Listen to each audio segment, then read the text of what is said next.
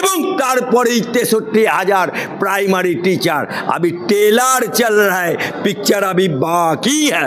10 লক্ষ 20 লক্ষ টাকা দিয়ে জামাই করেছিল, তারা বুক বাজিয়ে বলতো আমার জামাই স্কুল মাস্টার। আজকে সামাজিকভাবে আজকে রাস্তায় বেরুচ্ছে, বলছে পাড়ার ছেলেরা বলছে ভুয়ো শিক্ষক, শালীরা বলছে আমার জামাইবাবু ভুয়ো শিক্ষক, আজকে তার ছোট বাচ্চারা বলছে আমার বাবা ভুয়ো শিক্ষক। আজকে শিক্ষকের নামে কলঙ্ক এনে দিল। হাইকোর্ট সময় দিয়েছিল, তখন তুমি সময় পেলে না। সুপ্রিম কোর্ট সময় দিল, তখন তুমি সময় পেলে না। মরার সময় মকদ্দম খাচ্ছ, যখন মানুষ মরে যাচ্ছে তখন বলছে মা সন্দেশ খাও, মা আপেল খাও। লজ্জা করে না? আরে বিকাশ রঞ্জন তো উকিল, সে তো ওকালতি করেছে। তুমি তো বড় বড়, তোমাদের তো উকিল ছিল কল্যাণ ব্যানার্জি, কপিল সিব্বলকে রেখেছিলে সুপ্রিম কোর্টে, এই যে মনু সিংভিকে রেখেছিলে, অত বড় বড় কোটি কোটি টাকা দিয়ে কার বাপের টাকা পেয়েছিলে? তুমি কি কালীঘাটের টাকা ছাপাও না? না না না না, উনি চাকরি ছাড়নি। তাহলে চাকরি কে খেয়েছো? অভিষেক খেয়েছে নাকি? চাকরি কে খেয়েছে? অপা খেয়েছে নাকি? চাকরি খেয়েছে কে? শিক্ষামন্ত্রী পার্থ চট্টোপাধ্যায় খেয়েছে নাকি? যে চুল খুলে মুখে লিপস্টিক মেখে উনি বাইট নেয় এবং উনি দেহ ব্যবসায়ী। এইটাকে আমি প্রথম প্রতিবাদ করেছিলাম যে ইয়াসিনকে যদি না আমি হাইকোর্টে আনতে পারি, আমার নাম না অ্যাডভোকেট আলী আফজল চাঁদ, যে রুজিনার বাড়ি কলকাতা এবং সে কলকাতা থেকে গলসি থানায় যাবে, এটা হতে পারে না। তাই গলসি থানা হচ্ছে ওর নিজের এলাকা, ওখানে ও টিএমসি নেতা ক্যাতা ধরে ওখানে পুলিশ কিছু করবে না, তাই এটাকে সাইবার ক্রাইমে দেয়া হোক। হ্যাঁ, বেহা নির্লজ্জ দোকান কাটা। যখন আমার হাইকোর্ট বলেছিল তোমাকে যে ফ্রেশ যারা আছে তাদের লিস্ট জমা দাও, দিতে পারিনি, ফ্রেশ লিস্ট জমা দিতে পারিনি। যখন হাইকোর্ট থেকে সুপ্রিম কোর্টে গেল তখনও বলা হয়েছে ফ্রেশ লিস্ট। মুড়ি আর মিছরি এক করে দিয়েছে। যখন সুপ্রিম কোর্ট অর্ডার দিয়ে দিল, আজকে বাচ্চাও সাধু বাবা বলে আজকে মিটিং করতে হচ্ছে। যখন এই সমস্ত মেধাবী ছাত্রছাত্রী যারা পাস করেছিল তারা দিনের পর দিন রাতের পর রাত ওখানে বসেছিল, তখন কোথায় ছিল মমতা বাবু? তখন কোথায় ছিলে? তাদের সাথে দেখা করতে পারোনি? তখন কোথায় ছিলে মমতা খালা? তখন কোথায় ছিল মমতা ব্যানার্জি? লজ্জা করে না? বেহা নির্লজ্জ। টাইগারের মতো লড়বো, রয়্যাল বেঙ্গল টাইগারের মতো লড়বো। নাট করে মুখ্যমন্ত্রী। আমি অ্যাডভোকেট আলী আফজল চাঁদ বলছি, সুপ্রিম কোর্টের নির্দেশে টাটা কোম্পানি তৈরি করা টাটা কোম্পানি ডিনামাইট দিয়ে উড়িয়ে দিয়েছিলে। কার আদালতের নির্দেশে? ওই সুপ্রিম কোর্টের নির্দেশে। আজকে যে সুপ্রিম কোর্টের নির্দেশে তুমি টাটা কোম্পানিকে তৈরি করা কারখানাকে ডিনামাইট দিয়ে উড়িয়ে দিয়েছিলে, আজকে সেই সুপ্রিম কোর্ট 26,000 চাকরি চলে গেল মুড়ি আর মিছরি এক করে দেওয়ার জন্য, শুধুমাত্র দুর্নীতি হওয়ার জন্য। আজকে আবি তো টেলার হয়ে রায়, পিকচার আবি বাকি হয়। দুর্নীতিগ্রস্তদের লিস্ট বেরোবে এবং তাদেরকেও ধরা হবে এবং তারপরেই 63,000 प्राइमरी टीचर। अभी टेलर चल रहा है, पिक्चर अभी बाकी है। জেলে যেতে হয়, জেলে যাব, আমি প্রস্তুত আছি। জেলে যেতে হয়, আমি রেডি আছি। আরে তোমার মতো মেয়েকে জেলে দিয়ে কি 26,000 চাকরি ফিরে পাবে? হ্যাঁ, বুড়ো মেরে কেউ খুনের দায় হয় নাকি? আরও একটা প্রশ্ন, মুখ্যমন্ত্রী বারবারই বলছেন যে এই চাকরি খায়নি, সুপ্রিম কোর্টের রায় মুখ্যমন্ত্রীর পছন্দ নাই হতে পারে, জাজমেন্ট পছন্দ না ওনার। তাহলে যেদিনকে সুপ্রিম কোর্ট জাজমেন্ট দিয়েছিল টাটা কোম্পানিকে ডিনামাইট দিয়ে উড়িয়ে দিতে, সে রায়টা তখন পছন্দ হয়েছিল। আর আজ যখন তোমার লোকেরা চাকরি দিয়েছে সাদা খাতা জমা দিয়ে, আজ বাংলার বুকে 26,000 পরিবার, যে সমস্ত পরিবারগুলো আজকে মেয়েরা জামাই করেছিল, 10 লক্ষ 20 লক্ষ টাকা দিয়ে জামাই করেছিল, তারা বুক বাজিয়ে বলতো আমার জামাই স্কুল মাস্টার। আজকে সামাজিকভাবে আজকে রাস্তায় বেরুচ্ছে, বলছে পাড়ার ছেলেরা বলছে ভুয়ো শিক্ষক, শালীরা বলছে আমার জামাইবাবু ভুয়ো শিক্ষক, আজকে তার ছোট বাচ্চারা বলছে আমার বাবা ভুয়ো শিক্ষক।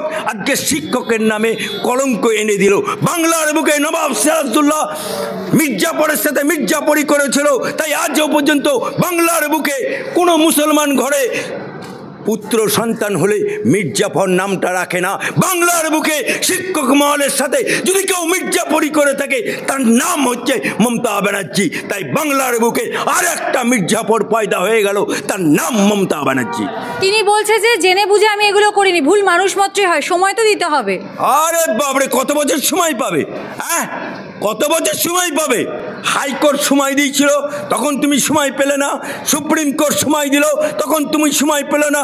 মরার সময় মকদ্দম খাচ্ছ, যখন মানুষ মরে যাচ্ছে তখন বলছে মা সন্দেশ খাও, মা আপেল খাও। লজ্জা করে না? এখন এই 26,000 ছেলে যে চাকরি চলে গেল, ওদেরকে সেই মরা কান্না উনি আজকে নেতাজি ইন্ডোর স্টেডিয়ামে কাঁদছে, মরা কান্না কাঁদছে। এটা হচ্ছে কুমিরের কান্না, এ আঁসু কুমিরের আঁসু। এ ঢপলা মমতা ব্যানার্জির ঢপলা বাংলার মানুষ ধরে ফেলেছে। মমতা ব্যানার্জির ঢপের চপ বাংলার মানুষ ধরে ফেলেছে। তাই ইটের জবাব বাংলার মানুষ মমতা ব্যানার্জিকে দেবে। তৈরি হও মমতা ব্যানার্জি। তিনি তো বলছে যাত্রাপালার মাধ্যমে ভুল বোঝানোর চেষ্টা চলছে। হা হা হা, সবই ভুল বোঝানো হচ্ছে। আর উনি সতী সাবিত্রী, সতী সাবিত্রী উনি। হ্যাঁ, তাহলে বলো না, তাহলে বলো যে তোমার শিক্ষামন্ত্রী জেল খাটছে কেন?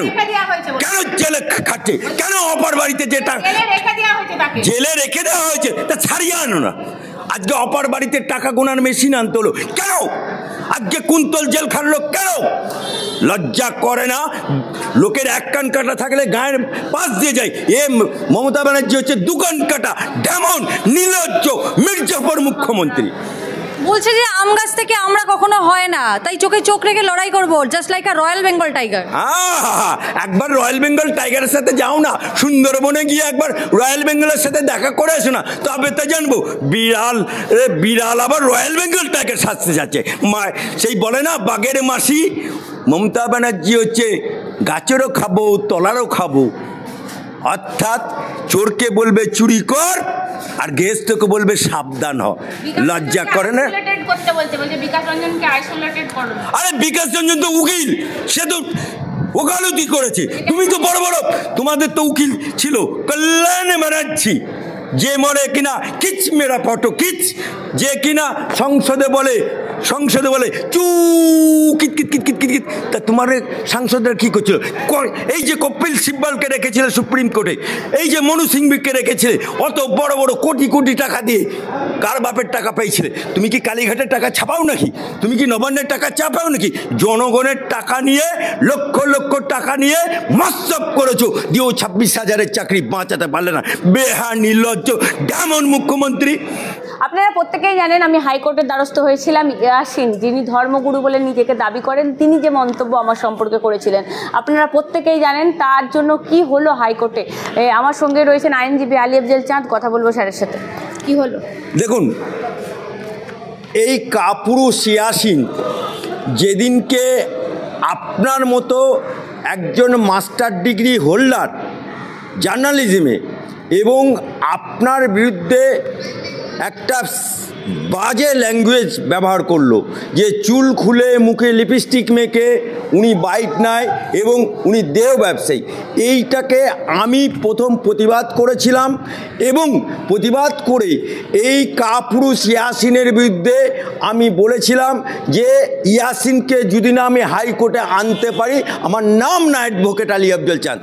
অবশেষে ইয়াসিনকে হাইকোর্টে হাজির করতে পেরেছি এবং এয়ার স্ট্রিট থানাতে এফআইআর হয়েছিল এবং এফআইআর 0 ইয়েতে এফআইআর করেছিল এবং এখানে স্টেট হাইকোর্টে বলেছিল যে আমরা এফআইআর করেছি হ্যারে স্ট্রিট থানায় এবং গলসি থানায় ট্রান্সফার করেছি।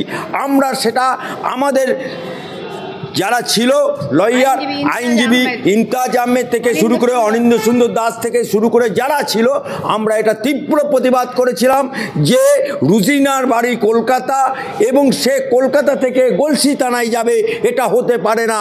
তাই গলসি থানা হচ্ছে ওর নিজের এলাকা, ওখানে ও টিএমসি নেতা ক্যাঁতা ধরে ওখানে পুলিশ কিছু করবে না, তাই এটাকে সাইবার ক্রাইমে দেওয়া হোক। তাই মহামান্য আদালত উভয় পক্ষের সওয়াল জবাব শুনে এটা সাইবার ক্রাইম, কলকাতা সাইবার ক্রাইমে দিয়ে দিয়েছে।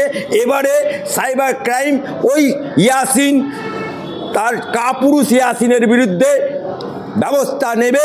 এবারে দেখ কেমন লাগে মেয়েদের বিরুদ্ধে, যেটা ইসলাম বলছে মেয়ে নারীদেরকে সম্মান করতে, যেখানে ইসলাম বলছে নারীদেরকে হেফাজতে রাখতে, যেখানে ইসলাম বলছে নারীদেরকে সম্পূর্ণভাবে তাদের সঙ্গে সুব্যবহার করতে, সেই জায়গায় একটা মৌলী সাহেব, হাজি সাহেব, গাজী সাহেব সে একটা জলসায়, ধর্মীয় জলসায় একটা ইসলামিক মেয়েকে, যার একটা 5 বছরের বাচ্চা আছে, যার স্বামী আছে, যার পুত্র আছে, যার বাপের বাড়ি আছে, তাদের বিরুদ্ধে তাদের মানসিক অবস্থা ভেঙে দিয়েছিল। তাই ইয়াসিনকে কড়াতে কড়া সাজা হবে, এটা আমরা আশা করছি। যদি না হয় আবার আদালতের দ্বারস্থ আমরা হব। একদম, আমি বলছি সত্যি বিচার ব্যবস্থার উপর আমার ভরসা আছে, সেজন্য আজ পর্যন্ত আমি এই বুমটা ধরে এই ঠিক হাইকোর্টের কথা বলতে পারছি। তার জন্য বঙ্গ টিভির অসংখ্য দর্শক আমার পাশে ছিলেন। আপনারা প্রত্যেকেই ওয়েট করছিলেন যে কি হলো, এই ইয়াসিনের বিরুদ্ধে আদৌ ব্যবস্থা নেওয়া গেল কি গেল না।